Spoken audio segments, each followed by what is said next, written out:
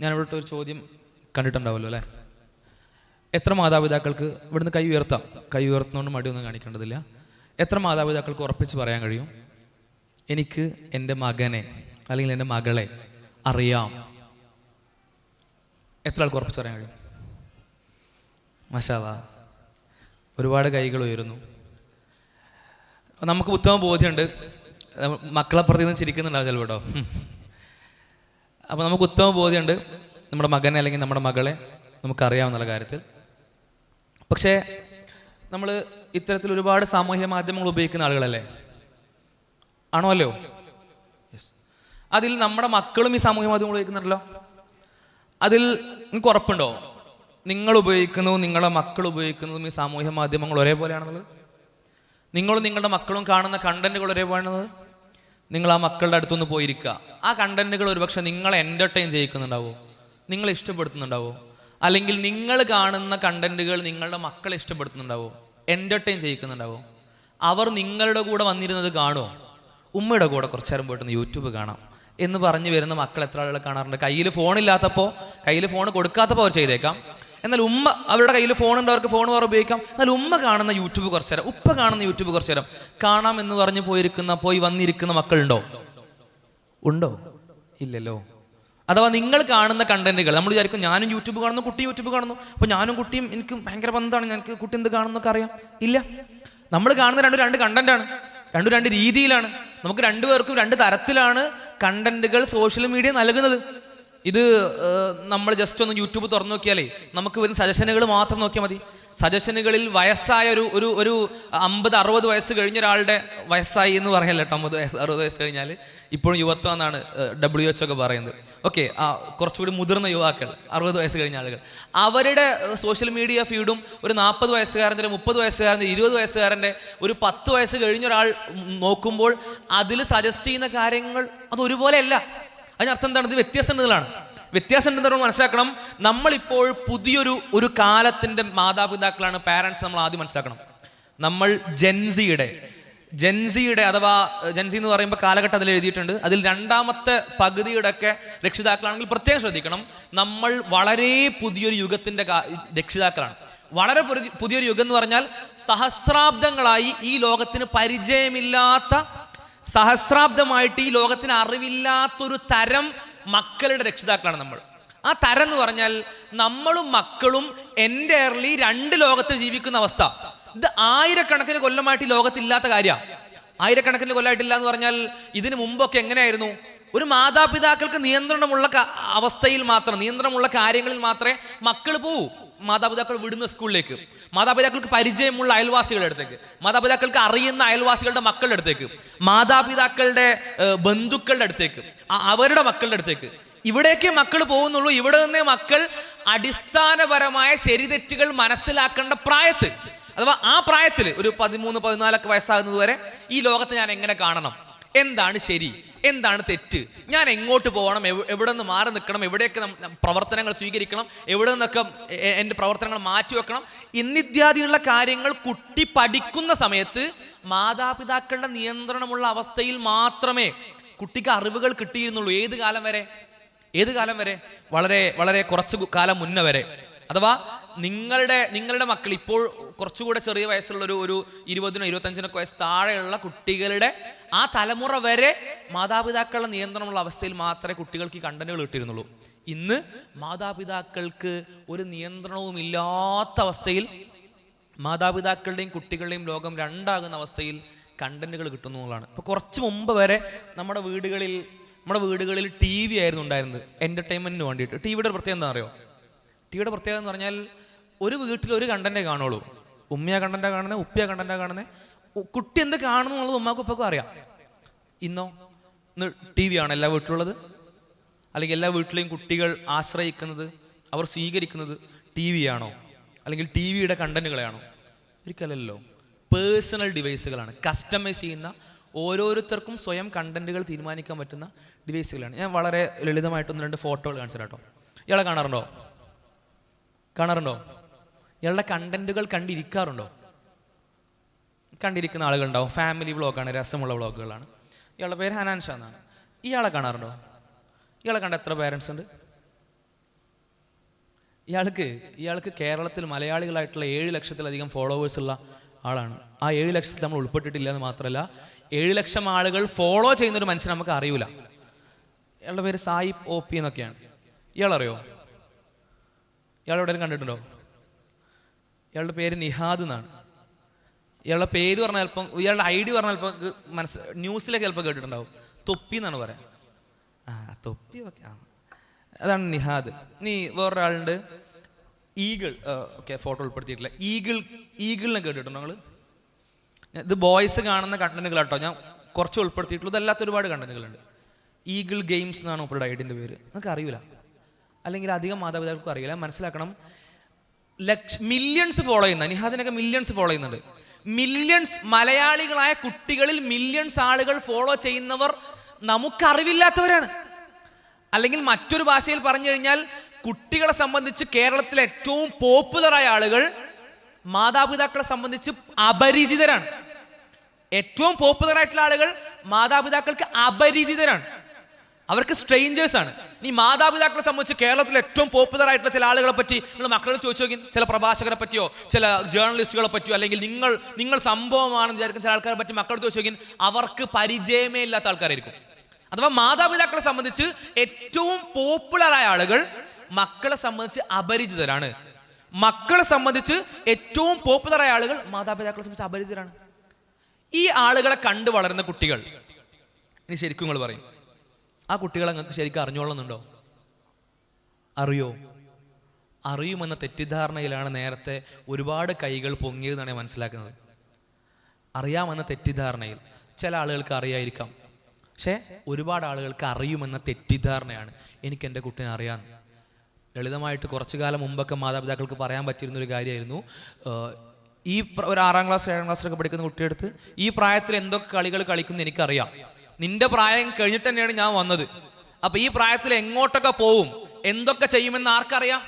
എനിക്കറിയാം, കാരണം നിന്റെ പ്രായത്തിൽ ഈ കളികളൊക്കെ കഴിഞ്ഞു വന്നാലാണ് ഞാൻ എന്ന് മാതാപിതാക്കൾക്ക് പറയാമായിരുന്നു ഒരു 10-15 കൊല്ലം മുമ്പ് എന്നോട് പറഞ്ഞിട്ടുണ്ട്. എന്നാൽ ഇന്ന് കുട്ടികളോട് പറയാൻ പറ്റുമോ? 7 വയസ്സുള്ള കുട്ടികൾ കളിച്ച കളി, ഇന്ന് അവൻ കളിക്കാൻ പോകുന്ന കളി അല്ലെങ്കിൽ അവള് കളിക്കാൻ പോകുന്ന കളി മാതാപിതാക്കൾ മുന്നേ കളിച്ചിട്ടുണ്ടോ? ഇല്ല. നിങ്ങൾക്ക് പരിചയമുണ്ടോ? ഇല്ല. ആ പ്രായത്തിൽ എവിടേക്കൊക്കെ പോകുമെന്ന് എനിക്കറിയാം, ഞാനും പോയതാണെന്ന് പറയാൻ നമ്മൾ പോയിട്ടുണ്ടോ? ഇല്ല. അറിയുന്ന ലോകമാണോ? അറിയാത്ത ലോകമാണ്. അപ്പൊ ഞാൻ പറയുന്നത് ഇതിനർത്ഥം മക്കൾ ഡിജിറ്റൽ ലോകത്ത് ചെയ്യുന്ന കാര്യങ്ങളെല്ലാം അമ്പേ മോശമാണ്, വളരെ പ്രശ്നമാണ് എന്നല്ല കേട്ടോ പറയുന്നത്. അവർ ചെയ്യുന്നതും അവർ മനസ്സിലാക്കുന്നതും അവർ ഈ ലോകത്തെ കാണുന്നതും നമ്മൾ ഈ ലോകത്തെ കാണുന്നതും തമ്മിൽ വ്യത്യാസം ഉണ്ടെന്നുള്ള ആദ്യം മനസ്സിലാക്കണം. എനിക്കറിയാത്ത കുറെ ഏരിയകൾ, ഭാഗങ്ങൾ എൻ്റെ മക്കളിലുണ്ടെന്നുള്ള ആദ്യ ബോധത്തിൽ നമ്മൾ എത്തണം. അറിവില്ല എന്നതിനർത്ഥം അവർ മോശമാണെന്നല്ല, പ്രത്യേകം ഓർമ്മിപ്പിക്കുന്നു. മക്കൾ മോശമാണെന്നല്ല പറഞ്ഞത്, മക്കളെ നമുക്ക് പൂർണ്ണമായിട്ട് അറിയില്ല എന്നാണ് പറഞ്ഞത്. ആ അറിവില്ലായ്മ മോശങ്ങളിലേക്കും അപകടങ്ങളിലേക്കും നമ്മുടെ അശ്രദ്ധയിൽ കുട്ടികൾ എത്തിച്ചേക്കാം. നിങ്ങൾ ബിഗ് ബോസ് കാണുന്ന എത്ര ആളുകളുണ്ട് ഇവിടെ? കൈയൊന്നും പൊക്കണ്ട, സ്വയം ആലോചിച്ചാൽ മതി, കൈ പൊക്കി പോലെ. ബിഗ് ബോസ് കാണുന്ന, കുടുംബങ്ങൾക്കുള്ളിൽ നിന്ന് ബിഗ് ബോസ് കാണുന്ന, അല്ലെങ്കിൽ ബിഗ് ബോസ് കാണുന്ന വളരെ നോർമലാണെന്ന് കുട്ടികളുടെ മുന്നിൽ അവതരിപ്പിക്കുന്ന, കുട്ടികളുടെ മുന്നിൽ അത്തരത്തിൽ കാണിക്കുന്ന എത്ര ഫാമിലികളുണ്ട്? ചില ഫാമിലികൾ ഉണ്ടാവാം. അല്ലെങ്കിൽ കുട്ടികൾ ബിഗ് ബോസ് ഒക്കെ ഇരുന്ന് കാണുമ്പോൾ അതൊക്കെ വളരെ നോർമലാണെന്ന് വിചാരിച്ചിരിക്കുന്ന ഒരുപാട് ആളുകൾ ഉണ്ടാവാം. ഞാൻ പറയുന്നു, ഈ സോഷ്യൽ മീഡിയ കാണുന്ന കണ്ടന്റുകൾ ഇതൊക്കെ നമ്മളെ വലിയ രീതിയിൽ സ്വാധീനിക്കും. വലിയ രീതിയിൽ സ്വാധീനിക്കുന്ന പറഞ്ഞാൽ നമ്മളെ കാഴ്ചപ്പാടുകൾ മാറ്റും, നമ്മളെ സ്വഭാവങ്ങൾ മാറ്റും. സ്വഭാവത്തെ മാറ്റം എന്ന് പറഞ്ഞാൽ ഇപ്പോൾ ഇവിടെ ഞാൻ കാണിച്ച സായിപ്പ്, അല്ലെങ്കിൽ ഞാൻ പറഞ്ഞ ഈഗിൾ, നേരത്തെ പറഞ്ഞ തൊപ്പി, ഇങ്ങനത്തെ ആളുകളുടെ കണ്ടന്റുകളൊക്കെ ഒരുപാട് കുട്ടികൾ കാണുമ്പോൾ ആ കണ്ടന്റുകളെ താഴത്തുള്ള കമന്റുകൾ മാത്രം നോക്കിയാൽ മതി. ആ കമന്റുകൾ എന്തായിരിക്കും അറിയോ? ഓ മാസ്, അടിപൊളി, തേച്ചൊട്ടിച്ചു എന്നൊക്കെ ആയിരിക്കും. എന്തിനാണ് ഈ കമന്റുകൾ എന്നറിയോ? തേച്ചൊട്ടിച്ചു, ആരെയോ ഹ്യൂമിലേറ്റ് എന്നാണ് പറയുന്നത്, ആരെയോ ഇങ്ങോട്ട് ഇല്ലാതെയാക്കി, മാസ് കാണിച്ചു, ഭയങ്കര സംഭവമാക്കി. എന്തിനെ പറ്റിയാ പറയുന്നത് അറിയോ? പച്ച തെറി പറഞ്ഞതിനെ പറ്റിയിരിക്കും പറയുന്നുണ്ടാവും. ഇവരിങ്ങനെ ലൈവിൽ ഇങ്ങനെ പല വീഡിയോകളും ചെയ്യുന്ന ആൾക്കാരാണ്. അപ്പൊ ലൈവിൽ ഇവരുടെ മുന്നിലേക്ക് ആരെങ്കിലും ചൊറിഞ്ഞുകൊണ്ട് വരും. ആ ചൊറിഞ്ഞുകൊണ്ട് വരുന്ന ആളെ അരക്കെന്ന് കീപ്പോട്ടുള്ള തെക്കൻ ഭാഷയിലുള്ള മനോഹരമായ തെറി ഉപയോഗിച്ചുകൊണ്ട് ഇയാൾ നശിപ്പിക്കും. അപ്പോൾ ഈ 5ാം ക്ലാസ് 6ാം ക്ലാസ് പഠിക്കുന്ന കുട്ടികളുടെ അതിൻ്റെ താഴത്തുള്ള കമന്റിന്റെ ഐഡിയ അങ്ങനെയൊക്കെ ആയിരിക്കും. അച്ചു 1 2 3, അല്ലെങ്കിൽ ചെറിയ കുട്ടിയുടെ സെൽഫി ഒക്കെ ഉണ്ടാവും. ആ ചെറിയ കുട്ടിയാണ് പറയുന്നത് യെസ് അടിപൊളി, കിടു കമന്റ്, അല്ലെങ്കിൽ കിടു മറുപടി. എന്താ കിടു മറുപടി? അരക്കുന്ന കീപ്പായിട്ടുള്ള തെറി പറഞ്ഞുകൊണ്ട് തൻ്റെ മുന്നിൽ വന്നൊരു മനുഷ്യനെ ഇയാൾ ഇല്ലാതാക്കിയിരിക്കുന്നു, എൻ്റെ ആരാധ്യ പുരുഷനായിട്ടുള്ള സായിപ്പ് ഇല്ലാതാക്കിയിരിക്കുന്നു. പച്ച തെറി എന്ന് പറഞ്ഞാൽ ആ സെർച്ച് ചെയ്ത് ആർക്കെങ്കിലും കേൾക്കണം എന്നൊക്കെ താല്പര്യം ഉണ്ടെങ്കിൽ ഒറ്റക്ക് പോയിരുന്ന് കേട്ടാൽ നമുക്ക് മനസ്സിലാക്കാൻ പറ്റും.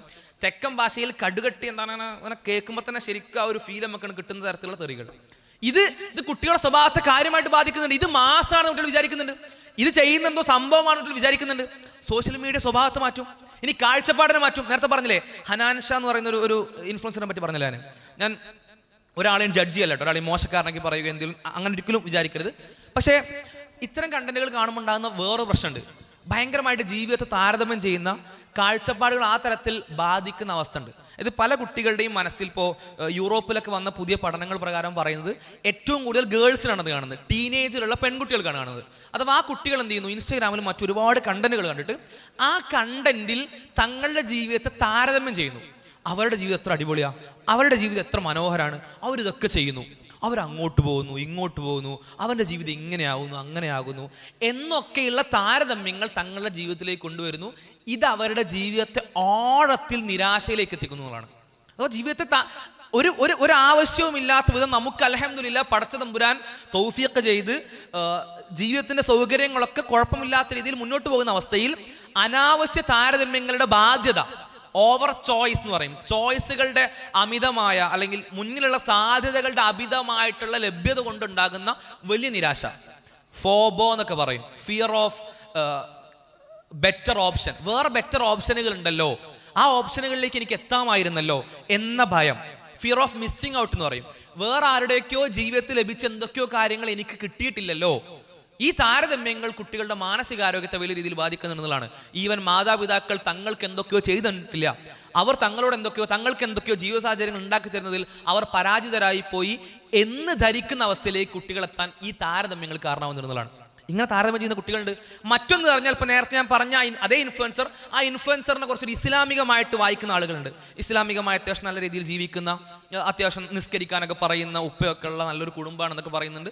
പടച്ചോൻ അവർ ആ തരത്തിൽ തന്നെ പരിഗണിക്കട്ടെ, അവർക്ക് നന്മ ചെയ്തവർക്ക് എല്ലാം നന്മക്കുള്ള പ്രതിഫലം കൊടുക്കട്ടെ, ആ ഉദ്ദേശിച്ച പ്രതിഫലം കൊടുക്കട്ടെ, ആരെയും ജഡ്ജ് ചെയ്യല്ല. പക്ഷെ നമ്മൾ അങ്ങനെ വായിക്കുമ്പോൾ ചില പ്രശ്നങ്ങളുണ്ട്. അവർ ഇസ്ലാമികമായി മാതൃകയാക്കാൻ പറ്റുന്ന കുടുംബവും കൂട്ടരൊക്കെ ആണെന്ന് വായിക്കുമ്പോൾ ചില പ്രശ്നങ്ങളുണ്ട്. വായിക്കുമ്പോൾ പ്രശ്നങ്ങൾ എന്ന് പറഞ്ഞാൽ അവർ ചെയ്യുന്ന എല്ലാം ഇസ്ലാമികമായിട്ട് ഓക്കെ ആയിട്ട് കുട്ടികൾക്ക് അനുഭവപ്പെടും. അവിടെ സ്ത്രീകളോട് ഇസ്ലാം പറയുന്ന രീതിയിലല്ല അവർ ഇടപെടുന്നത്, അല്ലെങ്കിൽ ഇസ്ലാമിന്റെ മാനദണ്ഡങ്ങൾ സ്വീകരിക്കപ്പെടുന്നില്ല. അപ്പോൾ നിസ്കാരത്തിന്റെ കാര്യത്തിലൊക്കെ നന്നായിട്ട് പറയുന്ന ഒരു കുടുംബമാണ്, നല്ലൊരു ഇസ്ലാമിക ഇൻഫ്ലുവൻസറാണ് എന്ന് ധരിക്കുന്ന കുട്ടിയുണ്ടെങ്കിൽ, അല്ലെങ്കിൽ കുട്ടികൾ അങ്ങനെ ധരിക്കുന്ന ഒരു അവസ്ഥയിൽ വാഹനത്തിൽ പോകുമ്പോൾ നമസ്കരിക്കുന്നൊക്കെ ഉണ്ട്, അതൊക്കെ പുറത്ത് സ്വീകരിക്കട്ടെ, നമുക്കൊരു ഒരിക്കലും അതിൽ വിയോജിപ്പൊന്നും പറയാനില്ല. പക്ഷെ ആ വാഹനത്തിൽ പോകുമ്പോൾ പോലും നമസ്കരിക്കുന്ന ഒരു കുടുംബമാണ്. ആ കുടുംബത്തിന് ആൺ പെൺ സ്പർശനങ്ങളിലൊന്നും പ്രശ്നമില്ലല്ലോ, ആ കുടുംബത്തിന് ഒരു അന്യസ്ത്രീയെ കെട്ടിപ്പിടിക്കുന്നതിലൊന്നും പ്രശ്നമില്ലല്ലോ, ആ കുടുംബത്തിന് വസ്ത്രധാരണത്തിൽ ഇസ്ലാമികമല്ലാത്ത വസ്ത്രധാരണം വെച്ചാൽ കുഴപ്പമൊന്നുമില്ലല്ലോ. അപ്പൊ മൂപ്പർക്കൊക്കെ ചെയ്യാൻ നമുക്ക് എന്താ ചെയ്താ? അവർക്ക് അവിടെ DJ പാർട്ടികൾക്ക് പോയി ഡാൻസ് കളിക്കുന്നതിലും പാട്ട് പാടുന്നതിലും പ്രശ്നമില്ലല്ലോ. അപ്പൊ ഇസ്ലാമികമായി ഫോളോ ചെയ്യാവുന്ന ഒരു കുടുംബമല്ലേ, പിന്നെന്താ നമുക്ക് ഫോളോ ചെയ്താ എന്ന് ധരിക്കുന്ന അവസ്ഥ ഉണ്ട്. അപ്പൊ ഇത് മൊത്തത്തിൽ എന്ത് ചെയ്യുന്നുണ്ട്, നമ്മളെ സ്വാധീനിക്കുന്നുണ്ടെന്ന് മനസ്സിലാക്കുക. ഒന്ന്, കാഴ്ചപ്പാടുകളെയും സ്വഭാവത്തെയും സ്വാധീനിക്കുന്നുണ്ട്. സ്വഭാവം തെറിവിളികളൊക്കെ മാസമായി കാണുന്ന ഒരുപാട് കുട്ടികളുണ്ട്. അതേപോലെ തന്നെ ഇത്തരത്തിൽ ജീവിതത്തിന്റെ കാഴ്ചപ്പാടുകൾ താരതമ്യം ചെയ്യുന്ന കുട്ടികളുണ്ട്. മൂന്നാമത്തെ ഒരു കാര്യം എന്ന് പറഞ്ഞാൽ നമ്മുടെ ആശയങ്ങളെ സ്വാധീനിക്കുന്നതാണ്, നിലപാടുകളെയും ആശയങ്ങളെയും സ്വാധീനിക്കുന്നതാണ്. ചില വിഷയങ്ങളിൽ പ്രൊപ്പഗണ്ടകൾ നമ്മുടെ മുന്നിലേക്ക് കൊണ്ടുവന്ന് പല ആശയങ്ങളിടും. പ്രൊപ്പഗണ്ടകൾ എന്ന് പറഞ്ഞാൽ ചില പ്രത്യേക വിഷയങ്ങളിൽ നമ്മുടെ അഭിപ്രായത്തെ നിർമ്മിക്കാൻ വേണ്ടി സോഷ്യൽ മീഡിയ സ്ഥിരമായി ചില കണ്ടന്റുകൾ കൊണ്ടുവരും. ആ കണ്ടന്റുകൾ സ്ഥിരമായി കാണുന്നൊരവസ്ഥയിൽ, ആ കണ്ടന്റുകൾ സ്ഥിരമായിട്ട് നമ്മൾ ഉപയോഗിക്കുന്ന അവസ്ഥയിൽ അത് ശരിയാണെന്ന് തോന്നും. ഞാൻ എപ്പോഴും പറയാറുള്ള ഉദാഹരണമാണ് ഒരു വെള്ള നിറത്തിലുള്ള ചുമര്. ആ ചുമര് നമ്മൾ ഫസ്റ്റ് കാണുകയാണ്, നമ്മൾ വെള്ളയാണെന്ന് മനസ്സിലാക്കുകയാണ്. നിരന്തരം ശേഷം ഒരു 100 ആളുകൾ വന്നിട്ട് പറയാണ് അതൊരു പൂർണ്ണമായ വെള്ളയല്ല, വെള്ളയാണ് അതിൻ്റെ നിറം, പക്ഷെ പൂർണ്ണമായ വെള്ളയല്ല എന്ന് ആര് പറയാണ്? നമ്മുടെ മുന്നിലേക്ക് വരുന്ന 100 ആളുകൾ നിരന്തരം പറഞ്ഞുകൊണ്ടിരിക്കുകയാണ്. അവർ പറയാണ് അതൊരു ഇളം മഞ്ഞയല്ലേ എന്ന് പറയുകയാണെങ്കിൽ 100 പേരും അങ്ങനെ പറയുമ്പോൾ വെള്ളയാണെന്ന് ഉറപ്പിച്ച് നമുക്ക് ചിലപ്പോൾ എന്ത് ചെയ്യും, ഒരു സംശയം വരും, ഇതിനി വെള്ള തന്നെയാണോ, അതിൽ ചെറിയൊരു മഞ്ഞൻ്റെ ചെറിയൊരു ഷെയ്ഡൊക്കെ ഉണ്ട്, നമ്മൾ എന്ത് ചെയ്യും, നമ്മൾ സ്വന്തത്തെ പറഞ്ഞ് മനസ്സിലാക്കും. അതിനാണ് ഇല്യൂസറി ട്രൂത്ത് എഫക്റ്റ് എന്ന് പറയാം, ഗീബൽസിയൻ തന്ത്രം എന്നൊക്കെ പറയും. നുണകൾ ആവർത്തിച്ച് പറഞ്ഞുകൊണ്ട് അതിനെ ശരിയായി തോന്നിപ്പിക്കുക. ഇപ്പോൾ ഞാനിവിടെ ചില ഫോട്ടോകൾ കാണിച്ചു തരാം. ഇപ്പോൾ നമ്മുടെ കുട്ടികൾക്ക് ഒരുപാട് കാണുന്ന ചില എന്താ പറയുക OTT പ്ലാറ്റ്ഫോമുകളൊക്കെ ഉണ്ട്. ആ OTT പ്ലാറ്റ്ഫോമിൻ്റെ കണ്ടന്റുകളാണ്. ഇപ്പോൾ പലപ്പോഴും കേട്ടിട്ടുണ്ടാവും ഈ LGBTQ എന്നൊക്കെ കേട്ടിട്ടുണ്ടാവും. ആ LGBTQ ഞാൻ ആവശ്യം ജസ്റ്റ് ഇതിനു വേണ്ടി മാത്രം പറയുന്നതാണ്. ആ വിഷയത്തോട് കുട്ടികൾക്ക് വലിയ രീതിയിൽ അത് ഓക്കെയാണ്, നോർമലാണ്, അങ്ങനത്തെ ജീവിതമൊക്കെ വളരെ ഓക്കെയാണെന്ന് തോന്നിപ്പിക്കുന്ന ഒരുപാട് കണ്ടന്റുകൾ. അതേപോലെ തന്നെ നമുക്ക് കാണാൻ കഴിയും ഒരുപാട് കാർട്ടൂണുകളിൽ അത്തരം കണ്ടന്റുകളും. അതേപോലെ ബാർബി എന്ന് പറയുന്നൊരു ടോയ് ഉണ്ട്, ഒരു ഡോൾ ഉണ്ട്. ആ ഡോളിൽ അത്തരം കണ്ടന്റുകൾ. അതേപോലെ തന്നെ മാർവൽ എന്ന് പറയുന്ന വലിയൊരു യൂണിവേഴ്സ് ഉണ്ട്. മാർവൽ സിനിമകളുണ്ട്, മാർവലിൻ്റെ കോമിക്സ് ഉണ്ട്, കുട്ടികൾ കാണുന്ന വളരെ പ്രധാനപ്പെട്ട ഒരു എന്താ പറയുക സീരീസാണ്. അപ്പോൾ ആ മാർവലിൻ്റെ കോമിക്സ് അല്ലെങ്കിൽ ഒരു കൈൻഡ് ഓഫ് കണ്ടന്റ് ആണ്. ആ കണ്ടന്റുകൾ ഒരുപാട് LGBT കണ്ടന്റ് കാണാൻ കഴിയും. ഇങ്ങനെ ഒരുപാട് കണ്ടന്റുകൾ. ഇപ്പോൾ നേരത്തെ ബിഗ് ബോസിനെ പറ്റി പറഞ്ഞല്ലോ. ബിഗ് ബോസിൽ എല്ലാ വർഷം ഇതിൻ്റെ ഒരു റെപ്രസെൻറ്റേറ്റീവ് ഉണ്ടാവും, LGBT റെപ്രസെൻറ്റേറ്റീവ് ഉണ്ടാവും, ഒരു പ്രതിനിധി ഉണ്ടാവും. അവർക്ക് നമ്മളുടെ മുന്നിലേക്ക് എത്തിക്കാൻ ആഗ്രഹമുള്ള പല കണ്ടന്റുകളും പലതരത്തിൽ ഇത്തരം പ്രൊപ്പഗണ്ടകൾ എത്തിച്ചുകൊണ്ടിരിക്കുന്നുണ്ട്. ഇപ്പോഴത്തെ ചെറിയൊരു കുട്ടിയുടെ ഒരു വീഡിയോ ഞാനിവിടെ പ്ലേ ചെയ്യാമെന്ന് വിചാരിച്ചായിരുന്നു, പക്ഷേ ഞാനത് വിട്ടുപോയി. ഒരു ചെറിയ കുട്ടിയുടെ വീഡിയോ ചിലപ്പോൾ കണ്ടിട്ടുണ്ടാവും. കഴിഞ്ഞ ബിഗ് ബോസിൽ ഇതുപോലെ LGBTQ റെപ്രസെൻറ്റേറ്റീവായിട്ട് ചില പാർട്ടിസിപ്പൻസ് ഉണ്ടായിരുന്നു. ചിലപ്പോൾ സാമൂഹ്യ മാധ്യമങ്ങൾ നമ്മൾ കണ്ടിട്ടുണ്ടാവും. ലെസ്ബിയൻസ് ആയ സ്ത്രീയും ഒരുമിച്ച് ജീവിക്കുകയാണെന്ന് പറയുന്ന 2 കപ്പിൾസ് ഉണ്ടായിരുന്നു. അപ്പോൾ അവരുടെ കണ്ടന്റ് കണ്ട് ചെറിയൊരു കുട്ടി, ഒരു 5 വയസ്സ് 6 വയസ്സായ ഒരു കുട്ടി എന്ത് ചെയ്യാണ്, ആ കുട്ടി പറയാണ്, അമ്മയോട് പറയണം, അമ്മ ഞാൻ TV-യിൽ ഒരു ഗേളും കല്യാണം കഴിക്കുന്നത് കണ്ടു. അപ്പം അമ്മ പറഞ്ഞു, അതുകൊണ്ട് എന്താ ഗേളും കല്യാണം കഴിക്കാമല്ലോ എന്ന് പറഞ്ഞു. അപ്പോൾ കുട്ടി ചോദിക്കണം, അല്ലല്ലോ ബോയും ഗേളും അല്ലേ കല്യാണം കഴിക്കുക, അങ്ങനെയല്ലേ സാധാരണ സംഭവിക്കാറുള്ളത്. അപ്പം അമ്മ വളരെ നല്ലൊരു അമ്മ, അത്ര ഒരു മാതൃകായോഗ്യമായ അമ്മ പറയണം, അങ്ങനെയൊന്നും അല്ല, ഗേളിനും വേണമെങ്കിൽ കല്യാണം കഴിക്കാം, ബോയ്ക്കും വേണമെങ്കിൽ കല്യാണം കഴിക്കാം. ആ അമ്മയുടെ വളരെ മാതൃകാപരമായിട്ട് നിലപാട്. കാരണം 6 വയസ്സുള്ള ആ കുട്ടിയുടെ നിലപാട് നമ്മൾ ബഹുമാനിക്കണമല്ലോ. 6 വയസ്സുള്ളൊരു കുട്ടി അങ്ങനെ പറയുമ്പോൾ. അപ്പോൾ ആ കുട്ടി പറയണപ്പോൾ, അങ്ങനെയാണെങ്കിൽ ഞാൻ, ആ ബോയാണ് ആ കുട്ടി, ആൺകുട്ടിയാണ്, ഞാൻ വലുതായാൽ മുതിർന്നാൽ ഞാൻ ഒരു ബോയിനെ കല്യാണം കഴിച്ചോട്ടെ എന്ന്. വളരെ മികച്ച മാതൃത്വത്തിൻ്റെ ഉടമയായിട്ടുള്ള അമ്മ പറയും, നീ കല്യാണം കഴിച്ചോ, ഞാൻ നിൻ്റെ കൂടെ ഉണ്ടാവും എന്ന് പറയാണ്. ആ കുട്ടി ആ സമയത്ത് തീരുമാനിക്കേണ്ട ഒരു തീരുമാനമാണല്ലോ ആരെ കല്യാണം കഴിക്കുന്നുള്ളത്. 6 വയസ്സുള്ള കുട്ടി. എന്തുകൊണ്ട് 6 വയസ്സുള്ള കുട്ടിക്ക് അങ്ങനെ തോന്നൽ സംഭവിക്കാനുള്ള കാരണം, ആ കുട്ടി ലൈംഗികമായിട്ട് പ്രായപൂർത്തിയായിട്ടുണ്ടാവും. ആ കുട്ടിയുടെ ശരീരത്തിൽ പ്യൂബേർട്ടി സംഭവിച്ചിട്ടുണ്ടോ? ഇല്ല. ആ കുട്ടിയുടെ ശരീരത്തിൽ സെക്കൻഡറി സെക്ഷുവൽ ക്യാരക്ടറിസ്റ്റിക്സ് അല്ലെങ്കിൽ ലൈംഗികമായിട്ടുള്ള ഗുണവിശേഷങ്ങൾ ഉണ്ടായിട്ടുണ്ടോ? ഹോർമോൺസ് അങ്ങനെ വളർന്നിട്ടുണ്ടോ? ഇല്ല. ആ കുട്ടിക്ക് അങ്ങനെ ഒരു താല്പര്യം ഉണ്ടാകാൻ ഒരു ഘടകവും ഇല്ലാത്ത രീതിയിൽ എന്തുകൊണ്ട് 6 വയസ്സായ കുട്ടിക്ക് ഞാൻ വലുതായാൽ ബോയിനെ കല്യാണം കഴിക്കാൻ തോന്നി? ആൺകുട്ടിക്ക് എന്തുകൊണ്ട് അങ്ങനെ തോന്നി? വേറൊന്നുമല്ല, ഇതിനാണ് ഇൻഫ്ലുവൻസ്, സ്വാധീനം എന്ന് പറയാം. അഥവാ ഈ സാധനങ്ങൾ കുട്ടിയെ വലിയ രീതിയിൽ ആഴത്തിൽ സ്വാധീനിക്കുന്നുണ്ട്. ഇതുകൊണ്ട് എന്താ കുഴപ്പമെന്നുള്ള ചിന്തയും, ഇത് ഞാൻ ജീവിതത്തിൽ പകർത്തിയാൽ എന്താണ് പ്രശ്നമെന്ന ചോദ്യവും കുട്ടി എന്ത് ചെയ്യുന്നുണ്ട്, നിരന്തരം ചോദിക്കുന്നുണ്ട്. അത് കുട്ടികളുടെ നിലപാടുകൾ മാറ്റും. ഞാൻ പറഞ്ഞു, കുട്ടികളുടെ സ്വഭാവത്തെ മാറ്റുന്നുണ്ട്, കുട്ടികളുടെ കാഴ്ചപ്പാടുകളെ മാറ്റുന്നുണ്ട്, കുട്ടികളുടെ ആശയങ്ങളെയും നിലപാടുകളെയും മാറ്റുന്നുണ്ട്. അതുകൊണ്ടാണ് നമുക്ക് കാണാൻ കഴിയുന്നത് ഓസ്ട്രേലിയ പോലുള്ള രാജ്യങ്ങളിൽ ചെറിയ കുട്ടികൾക്ക് ഫോൺ ബാൻഡ് ആണ്, മൊബൈൽ ഫോൺ ബാൻഡ് ആണ്. അവർക്ക് മൊബൈൽ ഫോൺ കൊടുത്താൽ മാതാപിതാക്കൾക്കെതിരെ കേസുണ്ട്. 12-13 വയസ്സാകുന്നത് അവർക്ക് കൊടുക്കാൻ പറ്റില്ല. സ്വീഡൻ എന്ന് പറയുന്ന രാജ്യം ഇപ്പോൾ അതിൻ്റെ നിയമങ്ങൾ ഉണ്ടായിക്കൊണ്ടിരിക്കുകയാണ്. 14 വയസ്സിലാണ് അവർ വെക്കുന്ന ആ പരിധി എന്ന് പറഞ്ഞാൽ. അതിന് മുമ്പ് കുട്ടികൾക്ക് മൊബൈൽ ഫോൺ കൊടുത്തു കഴിഞ്ഞാൽ മാതാപിതാക്കൾക്കെതിരെ നടപടി ഉണ്ടാവും. ഇന്ത്യയിൽ പോലും പല സംസ്ഥാനങ്ങളിലും അത്തരം നിയമങ്ങൾ കൊണ്ടുവരുന്നത് വളരെ ഗൗരവമായിട്ട് പരിഗണിച്ചുകൊണ്ടിരിക്കുന്നത് നമുക്ക് കാണാൻ കഴിയും. നമ്മുടെ വിചാരം എന്ന് പറഞ്ഞാൽ കുട്ടിയോടുള്ള ഏറ്റവും നല്ല പെരുമാറ്റം എന്ന് പറഞ്ഞാൽ എന്താണ്? ചില മാതാപിതാക്കൾക്ക് ചെറുപ്പത്തിൽ എന്തൊക്കെയോ കിട്ടിയിട്ടില്ല, ചെറുപ്പത്തിൽ എന്തൊക്കെയോ സുഖസൗകര്യങ്ങൾ കിട്ടിയിട്ടില്ല. ആ സുഖസൗകര്യങ്ങൾ കിട്ടാത്ത എങ്ങനെ പരിഹരിക്കുക? എൻ്റെ കുട്ടിക്ക് എല്ലാം കൊടുത്തിട്ട് എങ്ങനെ എല്ലാം കൊടുക്കുക എന്ന് പറഞ്ഞാൽ, ഞാൻ അതിൻ്റെ ബാക്കി വശങ്ങളിലേക്ക് പോകുന്നില്ല. എല്ലാം കൊടുക്കാൻ പറ്റുമോ അതിലേക്കൊന്നും പോകുന്നില്ല. മൊബൈൽ ഫോണിൻ്റെ വിഷയം മാത്രം എടുക്കാം. എല്ലാം കൊടുക്കുക എന്ന് പറഞ്ഞാൽ എന്താ? കുട്ടി അങ്ങ് എൻ്റർടൈൻ ചെയ്യട്ടെ, കുട്ടി അങ്ങ് ആഘോഷിക്കട്ടെ. എന്ത് കണ്ട് ആഘോഷിക്കുന്ന കുട്ടി ഈ കണ്ടന്റ് കണ്ട് ആഘോഷിക്കുന്നേ. കുട്ടി നേരത്തെ പറഞ്ഞ തെറികൾ കേട്ട് കുട്ടി ഈ തെറി പറയൽ മാസാണെന്ന് കുട്ടി ആ ചെറിയ പ്രായത്തിൽ ധരിക്കാണ്. നേരത്തെ പറഞ്ഞതുപോലെ തന്നെ പലരുടെയും ജീവിതത്തെ താരതമ്യം ചെയ്തിട്ട് എന്റെ ജീവിതം എന്തോ നഷ്ടത്തിലാണെന്ന് കുട്ടി താരതമ്യത്തിലൂടെ മനസ്സിലാക്കുകയാണ്. അതൊക്കെയാണ് ജീവിതം, അങ്ങനെയൊക്കെയാണ് ജീവിക്കേണ്ടത് എന്ന് കുട്ടി ധരിക്കുകയാണ്. അതേപോലെ തന്നെ ഇപ്പൊ പറഞ്ഞതുപോലെ തന്നെ വളരെ പ്രൊപ്പഗണ്ടയിലൂടെ നമ്മുടെ മുന്നിലേക്ക് എത്തുന്ന അനേകം ആശയങ്ങളിൽ കുട്ടി വീണ് പോവുകയാണ്. നമ്മളെന്താ വിചാരിക്കുന്നത്? ഞാൻ കുട്ടിക്ക് എന്തോ സ്വർഗം കൊടുക്കുന്ന അല്ല, ആ കുട്ടിയുടെ ചെറിയ പ്രായത്തിലുള്ള കാഴ്ചപ്പാടുകളെയാണ്, ആ കുട്ടിയുടെ ചെറിയ പ്രായത്തിലുള്ള നിലപാടുകളെയും അഭിപ്രായങ്ങളെയും സ്വഭാവങ്ങളെയാണ് നമ്മൾ പണയം വെക്കുന്നത് മനസ്സിലാക്കുക. ആ പ്രായത്തിലുള്ള കുട്ടികൾക്ക് മൊബൈൽ ഫോൺ കൊടുക്കേണ്ട ഒരു ആവശ്യമില്ല, അല്ലെങ്കിൽ ഡിജിറ്റൽ ഡിവൈസുകളിലേക്ക് കുട്ടികൾ എത്തിക്കേണ്ട ആവശ്യമില്ല. ഇനി കുട്ടികൾക്ക് ക്ലാസ് കേൾക്കണമെങ്കിൽ പൊതുവെ എല്ലാവർക്കും ആക്സസിബിൾ ആയ, എല്ലാവർക്കും എത്തി നോക്കാനും ചെല്ലാനും ഒക്കെ പറ്റുന്ന പൊതു സ്ഥലങ്ങളിൽ എന്ത് ചെയ്യുക, അല്ലെങ്കിൽ പൊതുവായി കുട്ടിക്കൊരു രഹസ്യ സ്വഭാവം കൊടുക്കാത്ത വിധം എന്ത് ചെയ്യുക, കുട്ടിക്ക് ഓരോ കുട്ടികൾക്കും പഠിക്കേണ്ടത് വ്യത്യസ്ത സാഹചര്യങ്ങളൊക്കെ ആയിരിക്കും കേട്ടോ, അതിലൊന്നും ബഹുമാനിക്കേണ്ട എന്നല്ല പറയുന്നത്. അത് ബഹുമാനിച്ചുകൊണ്ട് തന്നെ പരമാവധി എന്ത് ചെയ്യുക, എല്ലാവരുടെയും ഇടയിൽ കുട്ടികൾ കണ്ടന്റ് കാണുന്ന രീതിയിലാക്കുക. ഒപ്പം തന്നെ ശ്രദ്ധിക്കണം, കുട്ടികൾക്ക് അത് കൊടുക്കാതിരിക്കുന്നുണ്ടെങ്കിൽ ആ കൊടുക്കാതിരിക്കുന്ന സമയത്ത് വീട്ടിൽ 5 ആളുണ്ട്, 4 ആൾ മുതിർന്ന ആൾക്കാരാ, 4 ആളും ഫോണിൽ സ്ക്രോൾ ചെയ്യാണ്, കുട്ടി മാത്രം സ്ക്രോൾ ചെയ്യാതെ മാറിയിരിക്കണം എന്ന് പറഞ്ഞാൽ അതൊന്നും കുട്ടിക്ക് സാധിച്ചോളണമെന്നില്ല, സ്വാഭാവികമാണല്ലോ. അപ്പൊ കുട്ടികൾ ലഭ്യമായ സമയത്ത് മാതാപിതാക്കളും വീട്ടിലെ മുതിർന്നവരും എന്ത് ചെയ്യണം, അത് ഉപയോഗിക്കാതെ കൂടി ഇരിക്കണം, എന്നാലേ സാധ്യമാവുള്ളൂ. അല്ലെങ്കിൽ കുട്ടിക്ക് സ്വാഭാവികമായിട്ടും കുട്ടിയുടെ മനസ്സിൽ വരുന്ന ചോദ്യം എന്താണ്, ഇവർക്കൊക്കെ ചെയ്യാം, അതിൽ രണ്ട് രീതിയിലാണ് ചെയ്യൽ. അത് രണ്ടും ഒരുപോലെയല്ല. മാതാപിതാക്കൾ ഉപയോഗിക്കുന്നത് പോലെ കുട്ടികൾ ഉപയോഗിക്കൽ. പക്ഷെ കുട്ടിയുടെ മനസ്സിൽ വരുന്ന ഒരു അബോധാവസ്ഥയുള്ള ഒരു ചോദ്യമുണ്ട്. ഇവർക്കൊക്കെ ചെയ്യാമെങ്കിൽ ഞാൻ ഇപ്പം എന്തിനാ വെറുതെ ഇരിക്കുന്നത്, അല്ലെങ്കിൽ ഞാൻ വെറുതെ ഇരിക്കണം എന്നുള്ള എങ്ങനെ ഒരു ന്യായമായിട്ട് എന്നോട് പറയാ എന്നൊരു ചോദ്യം വരും. അപ്പൊ ആ സമയത്ത് എന്ത് ചെയ്യണം? ആ സമയത്ത് കുട്ടിയെ പരിഗണിച്ചുകൊണ്ട് തന്നെ മാതാപിതാക്കളും മുതിർന്ന ആളുകളും അത് ഉപയോഗിക്കാത്ത അവസ്ഥയിലേക്ക് എത്തണം.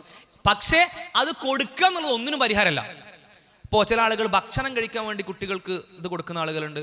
കുട്ടി കരച്ചിൽ നിർത്താൻ വേണ്ടി, അടങ്ങിയിരിക്കാൻ വേണ്ടി ഇത് കൊടുക്കുന്ന ആളുകളുണ്ട്. വളരെ ലളിതമായ കുറച്ച് കാര്യങ്ങൾ ചെയ്തു കഴിഞ്ഞാൽ പരിഹരിക്കാവുന്ന വിഷയം, അല്ലെങ്കിൽ 1-2 തവണ അത് ചെയ്യാതിരുന്നാൽ പരിഹരിക്കാവുന്ന ഒരു വിഷയം. ആ ഒരു വിഷയത്തിന് വേണ്ടി വർഷങ്ങളോളം എന്ത് ചെയ്യാണ് കുട്ടിക്ക് ഇത്തരം കണ്ടന്റുകൾ കൊടുത്തുകൊണ്ടിരിക്കുകയാണ്. ഞാൻ പറഞ്ഞില്ല, കാർട്ടൂണുകളിൽ പോലും പല പ്രൊപ്പഗണ്ടകളുള്ളൊരു അവസ്ഥയാണ്, കാലഘട്ടമാണ്. ഇതല്ലാത്ത പല പ്രശ്നങ്ങളും കുട്ടികൾ ഉണ്ടാക്കുന്നുണ്ട്. ബ്രെയിൻ റോട്ട് എന്ന് പറയും, കുട്ടിയുടെ ചിന്താശേഷിയെ ബാധിക്കുന്നുണ്ട്. ഒരുപാട് കാഴ്ച, അങ്ങനെ ഒരുപാട് വിഷയങ്ങളിലേക്ക് പോകുന്നുണ്ട്. ഞാൻ വിഷയങ്ങളൊന്നും പറയുന്നില്ല, ആശയപരമായ വിഷയങ്ങൾ മാത്രമാണ് ഞാൻ പറയുന്നത്. ആശയപരമായ വിഷയങ്ങൾ എടുത്താൽ പോലും കുട്ടിക്ക് അത് കൊടുക്കുന്നതുകൊണ്ടുള്ള അപകടം വളരെ വലുതാന്നുള്ളതാണ്.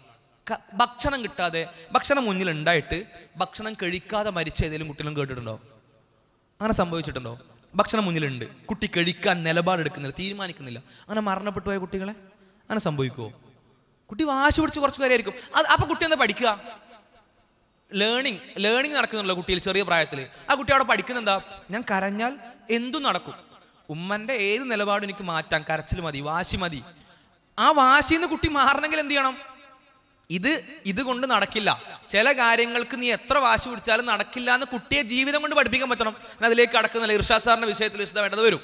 അപ്പോൾ ഇത് കൊടുക്കാതിരിക്കുക എന്ന് പറയുന്നത് കുട്ടിയെ സംരക്ഷിക്കുന്നതിന്റെ ഭാഗമാണെന്ന് മനസ്സിലാക്കുക. പിന്നെ 1-2 വിഷയങ്ങൾ കൂടി പറഞ്ഞ് ഞാൻ അവസാനിപ്പിക്കുകയാണ്. ആ വിഷയങ്ങൾ എന്ന് പറഞ്ഞാൽ ഡിജിറ്റൽ ലോകത്തിനുള്ള കുട്ടികൾ നമ്മൾ ഒബ്സർവ് ചെയ്യേണ്ട. അപ്പോൾ പറഞ്ഞ ഈ പ്രായം കുറച്ച് കഴിഞ്ഞാൽ പോലും കുട്ടികളിൽ വരാൻ സാധ്യതയുള്ള, കുട്ടികൾ ഒബ്സർവ് ചെയ്യേണ്ട, കുട്ടികൾ തിരുത്തേണ്ട വളരെ പ്രധാനപ്പെട്ട ചില കാര്യങ്ങളാണ്. അത് നമ്മൾ അറിയാതെ പോകുന്ന ചില കാര്യങ്ങൾ കൂടി ഇന്ന് മനസ്സിലാക്കുക. അതെന്ന് പറഞ്ഞാൽ ഇപ്പോൾ നമ്മൾ സാധ്യതയായിട്ട് കാണാത്ത പല വിഷയങ്ങളും. അതിലൊന്നെന്ന് പറഞ്ഞാൽ പോൺ വീഡിയോസാണ്, അല്ലെങ്കിൽ അശ്ലീല വീഡിയോകളാണ്. അശ്ലീല വീഡിയോകളിലേക്ക് കുട്ടികൾ എത്തുന്നതിൻ്റെ അളവ് വളരെ വലുതാണെന്നുള്ളതാണ് പുതിയ പഠനങ്ങൾ വരുന്നത്. പുതിയ പഠനങ്ങളിൽ ഇപ്പോൾ മുൻപൊക്കെ ആൺകുട്ടികൾ വളരെ വിശാലമായിട്ട് അതിലേക്ക് പോയിരുന്നു എന്നുള്ള റിപ്പോർട്ടുകൾ കാണാൻ കഴിയും. ഇപ്പം അങ്ങനെയല്ല. ആൺകുട്ടികൾ മാത്രമല്ല, പെൺകുട്ടികളടക്കം അതിലേക്ക് പോകുന്നതായിട്ട് നമുക്ക് കാണാൻ കഴിയുന്നുണ്ട്. പെൺകുട്ടികളടക്കം എന്ത് ചെയ്യുന്നുണ്ട്? ഈ പോൺ വീഡിയോസിലേക്ക്, അല്ലെങ്കിൽ അത്തരത്തിലുള്ള അശ്ലീലമായിട്ടുള്ള വീഡിയോകളിലേക്ക് പോകുന്നുണ്ട്.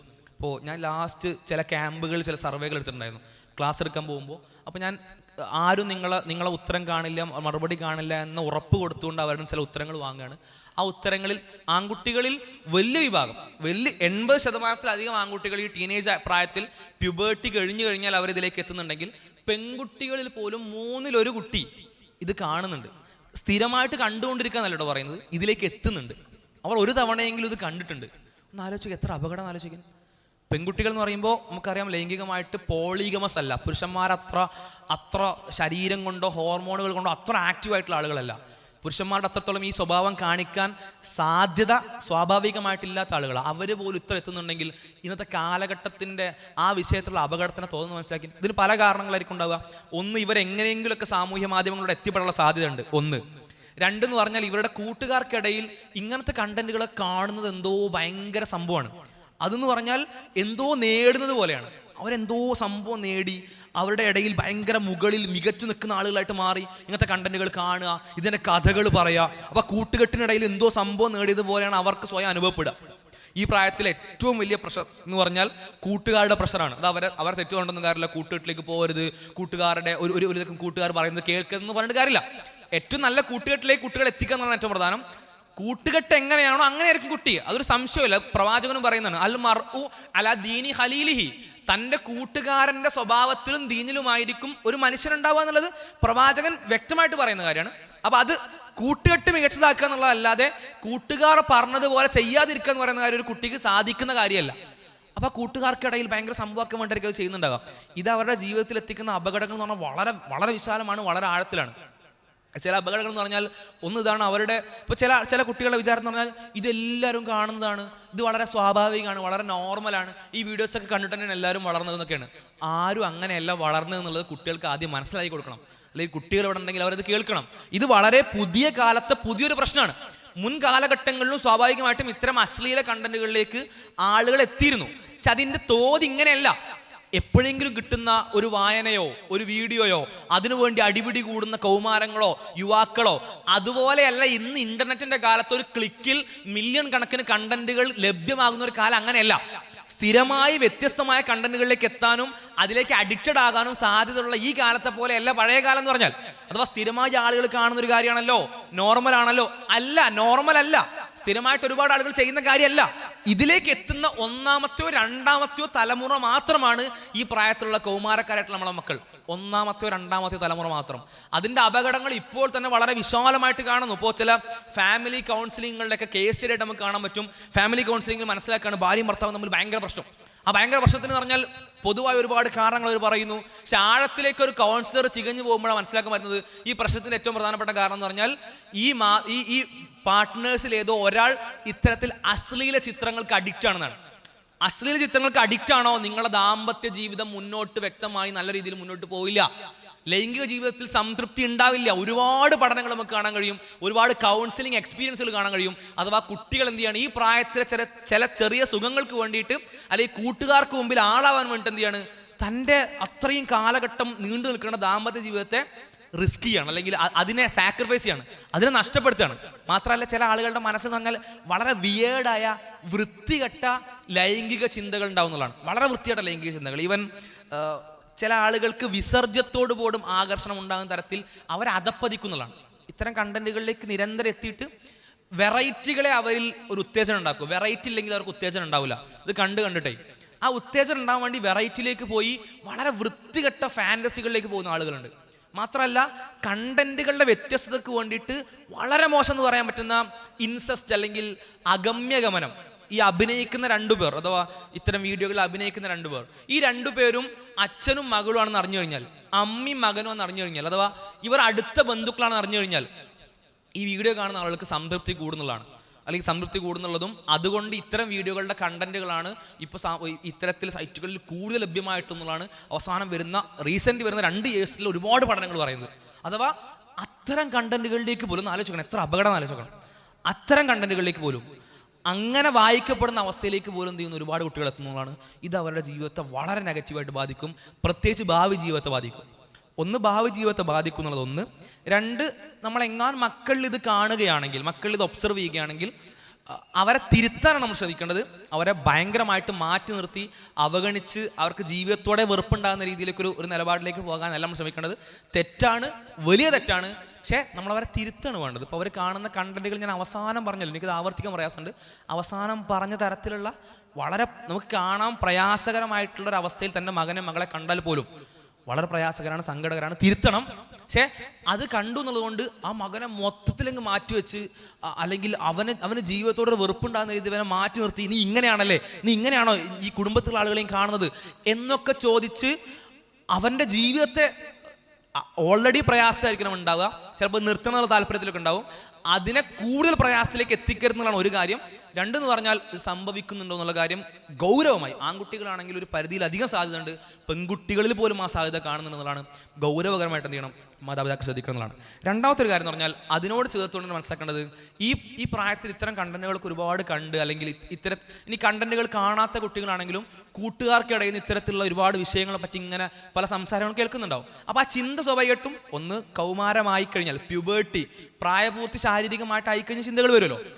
അതിൻ്റെ ഇടയിലൂടെ ഈ കഥകളൊക്കെ കേൾക്കുന്ന സമയത്ത് കുട്ടികൾ സ്വാഭാവികമായിട്ട് ശാരീരികമായി മുതിർന്നവരാണെന്ന് മനസ്സിലാക്കണം. ശാരീരികമായിട്ട് മുതിർന്നവരാണെങ്കിൽ നമ്മൾ അവരെ പിന്നീടും കുട്ടികളായിട്ട് പരിഗണിക്കാൻ പാടില്ല. കുട്ടികളായിട്ട് പരിഗണിക്കാൻ പാടില്ല എന്ന് പറഞ്ഞാൽ സ്ത്രീ പുരുഷ ബന്ധങ്ങളിൽ ഇസ്ലാം പറഞ്ഞ നിബന്ധനയിൽ, ഇസ്ലാം പറഞ്ഞ നിയമത്തിൽ നിർബന്ധമായിട്ടും സ്ട്രിക്റ്റായിട്ടും നിർത്തലും അനിവാര്യമാണ്. അതിൻ്റെ പരിധി വിടലുകൾ ഒരുപാട് അപകടങ്ങളിലേക്ക് പോകുന്നു. ഞാൻ നേരത്തെ പറഞ്ഞല്ലോ, ചില ക്യാമ്പുകളിലൊക്കെ ഞാൻ കണക്കെടുത്തിരുന്നു എന്നുള്ളത്. ഞാൻ ചില പെൺകുട്ടികളോട് ചില ക്യാമ്പുകളിൽ ചില കണക്കുകൾ എടുത്തു. എനിക്ക് മനസ്സിലായ കാര്യം എന്താ പറയുക, ഞാൻ കണക്കെടുത്തതിൽ 3 ൽ 1 കുട്ടികൾ 3 കുട്ടികൾ എടുത്താൽ അതിൽ ഒരു പെൺകുട്ടിയെങ്കിലും ലൈംഗികമായിട്ട് അതിക്രമം നേരിട്ട കുട്ടിയാണ്. പ്രത്യേകം മനസ്സിലാക്കണം. 3 പെൺകുട്ടികൾ എടുത്തു കഴിഞ്ഞാൽ, നമ്മളെ മക്കളാണേ, 3 പെൺകുട്ടികൾ എടുത്തു കഴിഞ്ഞാൽ അതിൽ ഒരു കുട്ടിയെങ്കിലും, വേറെ ഏതോ സർക്കിളിനെ പറ്റിയല്ല പറയുന്നത്, നമ്മളെപ്പോലെയുള്ള കുടുംബങ്ങളെ പറ്റിയാണ് പറയുന്നത്. നമ്മളെപ്പോലെ ഇസ്ലാമികമായിട്ട് ശ്രദ്ധിക്കുന്ന, ഗൗരവമായി ശ്രദ്ധിക്കുന്ന, ധാർമ്മിക മൂല്യങ്ങളുള്ള കുടുംബങ്ങളെ പറ്റി പറയുന്നത്. ആ കുടുംബങ്ങളിൽ ഒരു 3 കുട്ടിയെടുത്താൽ അതിലൊരു കുട്ടിയെങ്കിലും ലൈംഗികമായിട്ട് അതിക്രമിക്കപ്പെട്ടതാണ് എനിക്ക് കിട്ടിയ കണക്ക് പ്രകാരം, ഞാൻ എടുത്ത സർവേ പ്രകാരം. 3 കുട്ടികളിൽ 2 കുട്ടികളും ഡിസ്കംഫർട്ട് അല്ലെങ്കിൽ അസ്വസ്ഥത അല്ലെങ്കിൽ മോശമായിട്ടുള്ള സ്പർശനങ്ങൾ പുരുഷന്മാരിൽ ഏറ്റ ആളുകളാണ്. 3-ൽ 2 കുട്ടികൾക്കും അങ്ങനെ എന്തെങ്കിലുമൊക്കെ സ്പർശനങ്ങളോ അസ്വസ്ഥതയോ ഉണ്ടായിട്ടുണ്ട്. 3-ൽ 1 കുട്ടിയും ലൈംഗികമായിട്ട് അതിക്രമിക്കപ്പെട്ടിട്ടുണ്ട്. എത്ര ഗൗരവമാണ് ആ കണക്കെന്ന് ആലോചിക്കണം. ഇനി മനസ്സിലാക്കേണ്ട വേറെ കാര്യം എന്ന് പറഞ്ഞാൽ, ഇതിൽ 3-ൽ 1 കുട്ടി അതിക്രമിക്കപ്പെടുകയോ അല്ലെങ്കിൽ ഇത്തരത്തിൽ എന്തെങ്കിലും അസ്വസ്ഥതകൾ ഉണ്ടാവുകയൊക്കെ ചെയ്യുന്ന അവസ്ഥയിലുള്ള കുട്ടി, ആ 1 കുട്ടി അല്ലെങ്കിൽ 3-ൽ 1 കുട്ടി ഇതിനെ മൊത്തത്തിൽ എടുത്തു കഴിഞ്ഞാൽ അത് 1 കുട്ടി എന്ന് പറഞ്ഞാൽ ഇങ്ങനെയാണ്. ആ കുട്ടിക്ക് ഈ പ്രയാസങ്ങൾ അനുഭവിക്കുന്നത് സ്വന്തം കുടുംബത്തിൽ നിന്നാണ്, സ്വന്തം കുടുംബാംഗങ്ങൾക്ക് നിന്നാണ്. അതിൽ കസിൻസ് ഒക്കെ ഉൾപ്പെടും. കസിൻസ് അല്ലേ, എൻ്റെ അമ്മാവൻ്റെ മോനല്ലേ, എൻ്റെ ആങ്ങളൻ്റെ മോൻ എന്ന് പറഞ്ഞാൽ അവളുടെ അതേ മറ്റേ ബ്രദറിനെ പോലെയാണല്ലോ. അല്ല, ബ്രദറിനെ പോലെയാണ് ഈ പടച്ചോൻ പറയൂലേ. ഇത് പടച്ചോൻ അറിയാത്ത വിഷയമാണ്, നമുക്ക് മാത്രമേ അറിയുള്ളൂ.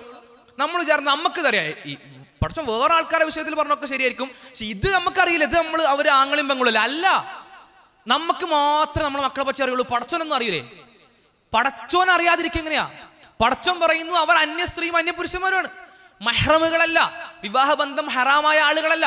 അവർക്കിടയിൽ അബദ്ധങ്ങൾ സംഭവിക്കാം, പ്രശ്നങ്ങൾ സംഭവിക്കാം. ഇതിൽ എന്ന് പറഞ്ഞാൽ ആൺകുട്ടിയും പെൺകുട്ടിയും 2 പേരും ഈ പ്രായപൂർത്തിയാകുന്ന സമയത്ത് ഇത്തരം കഥകളൊക്കെ കേൾക്കുന്ന, ഇത്തരം കണ്ടന്റുകളൊക്കെ ലഭ്യമായ സാമൂഹ്യ മാധ്യമങ്ങളുടെ കാലഘട്ടത്തിൽ ഭയങ്കര ക്യൂരിയോസിറ്റിയോടെ ആയിരിക്കും അങ്ങനെ ഒരു അനുഭവത്തെ നോക്കിക്കാണാം. ലൈംഗികമായ അനുഭവത്തെ അത്തരമൊരു ക്യൂരിയോസിറ്റിയോടെ ആകാംക്ഷയോടെ നോക്കിക്കാണുന്ന അവസ്ഥ ഉണ്ടാവും. 2 പേരുടെയും എതിർപ്പുകളില്ലാതെ പോലും അത്തരം കാര്യങ്ങൾ സംഭവിക്കാനുള്ള സാധ്യതയുണ്ട്. അതുകൊണ്ട് എങ്ങനെയാണ് ഒരു അന്യപുരുഷനെ കാണുന്നത്? വിഷയങ്ങൾ സംസാരിക്കണമെന്നോ സൗഹൃദം വേണമെന്നോ ഒന്നുമല്ല പറയുന്നത്. അന്യപുരുഷനോടുള്ള നിർബന്ധമായിട്ടുള്ള നിയമങ്ങൾ എന്തൊക്കെയാണോ ആ നിയമങ്ങൾ നിർബന്ധമായിട്ടും പാലിക്കപ്പെടണം. അല്ലെങ്കിൽ പടച്ചവൻ പറഞ്ഞ നിയമങ്ങൾ പാലിച്ചിട്ടില്ലെങ്കിൽ സ്വാഭാവികമായിട്ടും അപകടങ്ങൾ ഉണ്ടാവും. ഞാനതാണ് ഈ കണക്കെടുത്ത് പറഞ്ഞിട്ട് പറയാനുള്ള കാരണം പറഞ്ഞാൽ നമ്മളെ പോലെയുള്ള കുടുംബങ്ങളിലാണ് ഈ പ്രയാസങ്ങൾ ഉണ്ടാകുന്നതാണ്. അപ്പോൾ ഇത് എൻ്റെ വീട്ടിൽ നടക്കൂല, ഇവിടെ ഈ കുട്ടിയൊന്നും അങ്ങനെ ചെയ്യില്ല, ഒരിക്കലും വിചാരിക്കരുത്. അവരൊന്നും അങ്ങനെ ചെയ്യില്ല എന്നുള്ള ധാരണയിലേക്ക് ഒരിക്കലും എത്തരുത്. അത് വളരെ അപകടകരമായിട്ടുള്ള അവസ്ഥയിലേക്ക് മക്കളെത്തിക്കുക എന്നുള്ളതാണ്. ഇതിൽ ഒന്ന് ഔറത്ത് മറക്കുന്ന വിഷയം, സ്പർശനത്തിന്റെ വിഷയം. സ്പർശിക്കാൻ പാടില്ല, ഔറത്ത് മറക്കാൻ പാടില്ല, ഔറത്ത് മറക്കാതിരിക്കാൻ പാടില്ല, തോളിൽ കൈയിടാൻ പാടില്ല, ചേർത്ത് പിടിക്കാൻ പാടില്ല, വളരെ അടുത്ത് മുട്ടി ഉരുമിക്കൊണ്ടിരിക്കാൻ പാടില്ല. ചില വീടുകളിൽ എന്ന് പറഞ്ഞാൽ വളരെ ചെറിയ പ്രായം മുതലുള്ള ശീലമായിരിക്കും. ചിലപ്പോൾ ഇവർ കസിൻസൊക്കെ കൂടി കഴിഞ്ഞാൽ ഒപ്പമായിരിക്കും കിടന്നുറങ്ങുന്നുണ്ടാവുക. അങ്ങനെ ഒരു നിലക്കുണ്ടാവാൻ പാടില്ല. ഒരു കാരണവശാലും ഒപ്പം രാത്രി അത്തരത്തിൽ ചെലവഴിക്കുക എന്ന് പറയുന്ന കാര്യം സംഭവിക്കാനേ പാടില്ല. ഇതിൽ ഞാൻ ചില പേഴ്സണൽ കേസുകൾ അത്തരത്തിൽ കൗൺസിലിംഗ് അതുമായിട്ട് ബന്ധപ്പെട്ട് സംസാരിച്ച ശേഷം എനിക്ക് മനസ്സിലായെന്ന് പറഞ്ഞാൽ അങ്ങനത്തെ അവസ്ഥകളിലാണ് ഏറ്റവും കൂടുതൽ സംഭവിച്ചു പോയിട്ടുള്ളത്. ഇതിൽ ആ പ്രായത്തിൽ എന്താ സംഭവിക്കുന്നതെന്ന് പോലും മനസ്സിലാക്കാൻ പറ്റാത്ത അവസ്ഥയിലേക്ക് ചില കുട്ടികളുണ്ടാവുക. പിന്നീട് അവർക്ക് ഒരു തവണ സംഭവിച്ചു പോയി, പിന്നീട് ഇത് നോ പറയാൻ പറ്റാത്ത ആളുകളുണ്ട്. ഒരു തവണ സംഭവിച്ചു പോയി, ഇതെങ്ങനെ നോ പറയാം, ഞാനും അനുഭവിച്ചുകൊണ്ട് നടന്നതല്ലേ എന്ന് വിചാരിക്കുന്ന ആൾക്കാരുണ്ട്. 2 എന്ന് പറഞ്ഞാൽ എങ്ങനെയാണ് ഈ സാഹചര്യത്തെ മാനേജ് ചെയ്യുക, മെയിൻറ്റെയിൻ ചെയ്യുക, ഇതിനെങ്ങനെ മറികടക്കുക എന്നറിയാതെ ബ്ലാങ്ക് ആയി പോയി നിൽക്കുന്ന കുട്ടികളുണ്ട്. അപ്പോൾ ഗൗരവമായിട്ട് എന്ത് ചെയ്യണം? ഗൗരവമായിട്ട് ഇസ്ലാം പറയുന്ന മാനദണ്ഡങ്ങൾ എന്തൊക്കെയാണോ, ഇസ്ലാം പറയുന്ന നിർദ്ദേശങ്ങൾ എന്തൊക്കെയാണോ അത് കൃത്യമായിട്ട് പാലിക്കപ്പെടണം. പെൺകുട്ടികളോട് കൊടുക്കുന്ന നിർദ്ദേശങ്ങൾ പെൺകുട്ടികളോടും, ആൺകുട്ടികളോട് കൊടുക്കുന്ന നിർദ്ദേശങ്ങൾ ആൺകുട്ടികളോടും കൊടുക്കണം. ആൺകുട്ടികൾ തന്നെ, മുതിർന്ന ആൺകുട്ടികൾ തന്നെ ഇത്തരത്തിൽ ചൂഷണം ചെയ്യുന്ന അവസ്ഥകളൊക്കെ നമുക്ക് കാണാൻ കഴിയും, ഒരുപാട് കാണാൻ കഴിയും. ഇസ്ലാം പറയുന്ന നിബന്ധനകൾ, അപ്പോൾ അതിൽ ഈ എങ്ങനെയാണ് കിടന്നുറങ്ങുന്ന സമയത്ത് ഒരു ആൺകുട്ടി ആണെങ്കിൽ പോലും എങ്ങനെയാണ് കിടന്നുറങ്ങുന്നത് ഇസ്ലാമിന് വ്യക്തമായ നിർദ്ദേശമുണ്ട്. ഇസ്ലാമിന്റെ നിർദ്ദേശങ്ങൾ പാലിച്ചാൽ തീരാവുന്ന പ്രശ്നങ്ങളെ ഏത് കാലത്തൊരു മുസ്ലിമിന് വരുള്ളൂ. ആ നിർദ്ദേശങ്ങൾ കൃത്യമായിട്ട് പാലിക്കുക എന്നുള്ളതാണ്.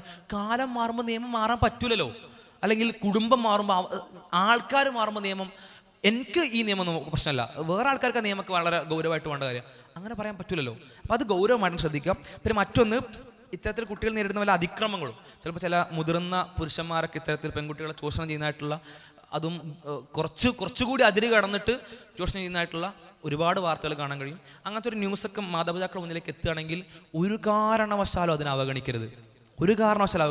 അതൊക്കെ കഴിഞ്ഞില്ലേ, അതിനി മിണ്ടാതിരിക്കണം നല്ലത്. ഇനി മിണ്ടി അതിനൊക്കെ വലിയ പ്രശ്നമാവും. ഇപ്പം എന്നോട് പറഞ്ഞു വേറെ ആരും പറയാൻ നിൽക്കരുത് കേട്ടോ, അതൊന്നും കുഴപ്പമില്ല, അത് മറന്നോളാം, അറിയാതെ ചെയ്തായിരിക്കും, അല്ലെങ്കിൽ ഈ അനക്ക് വേറെ എന്തെങ്കിലും തോന്നിയായിരിക്കും എന്ന മറുപടികൾ കൊടുത്തിട്ടെങ്ങാൻ ആ കുട്ടിയുടെ ആ സമയത്തെ പ്രയാസത്തെ പരിഗണിക്കാതിരുന്നുവെങ്കിൽ വല്ലാഹി പടച്ചവന്റെ മുന്നിൽ ഭയങ്കരമായിട്ടുള്ള മറുപടി കൊടുക്കേണ്ട അവസരങ്ങൾ എത്തും. ആ കുട്ടിയുടെ ഭാവി ജീവിതത്തെയാണ് ഈ ഉമ്മ നശിപ്പിച്ചുകൊണ്ടിരിക്കുന്നത്. ആ കുട്ടിയുടെ വിവാഹ ജീവിതത്തെ ഇത് ബാധിക്കും, ഒരു സംശയം കൊണ്ട് ബാധിക്കും. വിവാഹ ജീവിതത്തെ ഇത് ബാധിച്ച എത്രയോ കേസുകളെ പറ്റി, എത്രയോ കേസ് സ്റ്റഡികൾ ഞാൻ വായിച്ചിട്ടുണ്ട്. അഥവാ ഈ പഴയ ചിന്തയിലേക്ക് കുട്ടി എത്തുകയാണ്. ഈ കുട്ടി പുരുഷന്മാരുടെ ഇടപെടുന്നതിൽ അതിനെ ബാധിക്കും, സാമൂഹ്യ ജീവിതത്തിൽ ബാധിക്കും, ഉമ്മയുടെ ഒരൊറ്റ മറുപടി, ഉമ്മയോടായിരിക്കും സ്വാഭാവികമായിട്ട് കുട്ടി ഇത് വന്ന് പറയാം, ഉപ്പയോട് മേബി പറയാം, ഉമ്മയോടായിരിക്കും ഏറ്റവും കംഫർട്ടായിട്ട് പറയാം. അത് പറയാത്ത കുട്ടികളുണ്ട്. പറയാത്ത കുട്ടികൾ എന്തുണ്ടാവുമെന്ന് അറിയോ? എൻ്റെ ഉമ്മനോട് ഇത് പറഞ്ഞാൽ ഈ പ്രശ്നം പരിഹരിക്കപ്പെടില്ല എന്ന് തോന്നുന്നത് കൊണ്ടാണ് പറയാത്തത്. അങ്ങനെ പറയാത്ത കുട്ടികളുണ്ടെങ്കിൽ, അങ്ങനെ കുട്ടികൾക്ക് പറയാൻ പറ്റുന്നില്ലെങ്കിൽ, ഒരു പ്രയാസം വരുമ്പോൾ പറയാൻ പറ്റുന്നില്ലെങ്കിൽ, അപ്പൊ നമ്മൾ എങ്ങനെയാ കുട്ടികളോട് പെരുമാറുന്നത്? ആ കുട്ടിക്ക് ഒരു ബുദ്ധിമുട്ട് വരുമ്പോൾ ആ ബുദ്ധിമുട്ട് പരിഹരിക്കാനുള്ള ആദ്യ ആളായിട്ട് മാതാപിതാക്കൾ അനുഭവപ്പെടുന്നില്ലെങ്കിൽ, ഉള്ള പ്രശ്നത്തെ കൂട്ടുക മാത്രമേ ഉമ്മയും ഉപ്പയും ചെയ്യൂ.